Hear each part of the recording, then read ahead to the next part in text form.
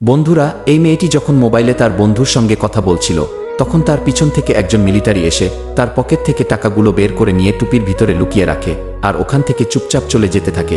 তখন মেয়েটি পকেটে হাত দিয়ে দেখে টাকা নেই, আর মিলিটারিকে ডেকে বলে, আপনি যে টাকা চুরি করেছেন ওই টাকা ফিরিয়ে দিন।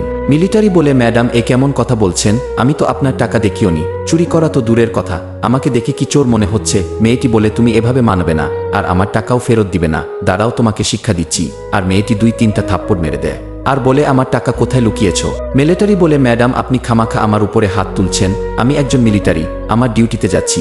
আরে আমি তো আমার দেশের সেবা করি, আর আপনি আমার উপরে সন্দেহ করছেন, আমি আপনার টাকা চুরি করিনি। কিন্তু মেয়েটি আবার মারতে যায়। তখন এই পুলিশ এসে বলে, কখন থেকে দেখছি আপনি তাকে মেরেই যাচ্ছেন, আসলে ঘটনাটা কি? তখন মেয়েটির সব কথা খুলে বলে।